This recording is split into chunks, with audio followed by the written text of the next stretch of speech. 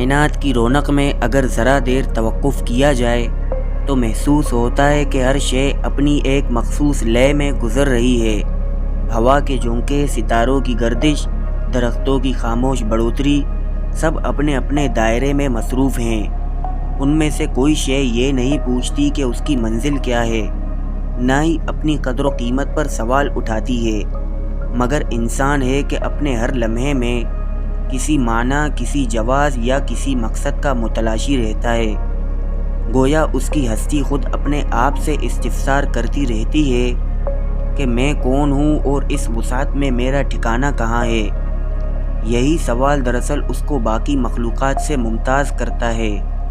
زمین کا پتھر اپنی جگہ قائم ہے، دریا اپنی راہ لیتے ہیں، پہاڑ اپنی قامت میں ایستادہ ہیں، لیکن انسان کے اندر ایک خلش ہے جو اسے سکون سے بیٹھنے نہیں دیتی۔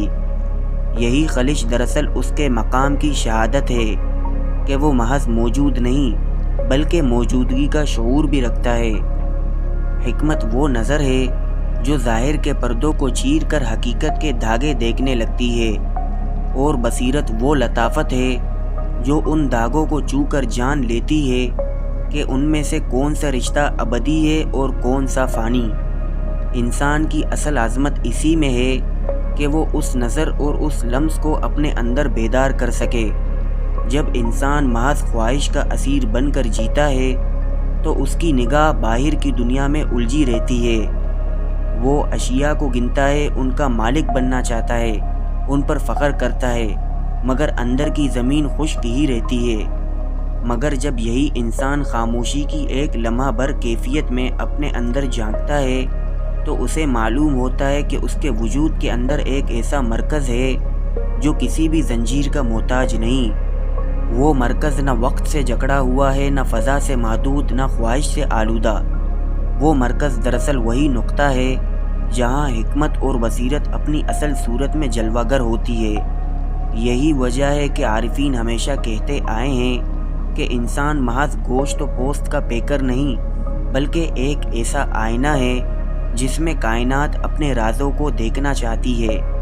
ستارے اپنی وسعت کو دکھانے کے لیے آسمان میں ہیں، لیکن ان کی معنویت تب مکمل ہوتی ہے جب انسان ان کو دیکھ کر حیرت میں ڈوب جائے۔ سمندر اپنی گہرائی میں لاکھ موجزن ہو، مگر اس کی گہرائی کی گواہی تب سامنے آتی ہے جب کوئی دل اس میں ڈوبنے کی تمنا کرے۔ حکمت کا سفر یہی ہے کہ انسان اپنی آنکھوں سے صرف ظاہر نہ دیکھے بلکہ اس کے پس پردہ موجود اشاروں کو سمجھے، اور بصیرت یہی ہے کہ وہ ان اشاروں کو اپنے دل کے سکوت میں جذب کر لے، یہاں تک کہ اس کا اپنا وجود ان رازوں کی بازگشت بن جائے۔ انسان کا اصل مقام یہ نہیں کہ وہ کائنات پر حکم چلائے یا اپنی دسترس سے دنیا کو بدل ڈالے۔ اس کا اصل مقام یہ ہے کہ وہ کائنات کی اس خاموش موسیقی کو سن لے اور پھر اپنی ہستی کو اس موسیقی کے ساتھ ہم آہنگ کر دے۔ جب انسان یہ ہم آہنگی پا لیتا ہے تو اس کی نگاہ بدل جاتی ہے۔ وہ چھوٹی چھوٹی کامیابیوں کو بڑی حقیقت نہیں سمجھتا اور بڑے بڑے صدموں کو ناقابل برداشت نہیں سمجھتا۔ اس کے لیے سب کچھ ایک ہی لے میں ڈھل جاتا ہے، ایک ایسی لے جو نہ آغاز رکھتی ہے نہ انجام، صرف ایک تسلسل رکھتی ہے۔ اور جب یہ کیفیت اس کے دل میں اترتی ہے تو وہ محسوس کرتا ہے کہ کائنات میں ہر شے اس سے بیگانہ نہیں بلکہ اسی کے اندر کی وسعت کا عکس ہے۔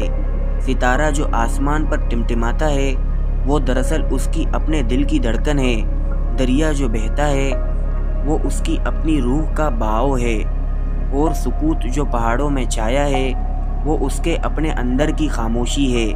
یہی حکمت ہے، یہی بصیرت ہے، اور یہی انسان کا بلند ترین مقام ہے کہ وہ خود کو کائنات سے جدا نہ سمجھے بلکہ اس کے اندر ایک ہم آواز سر کی مانند محسوس کرے۔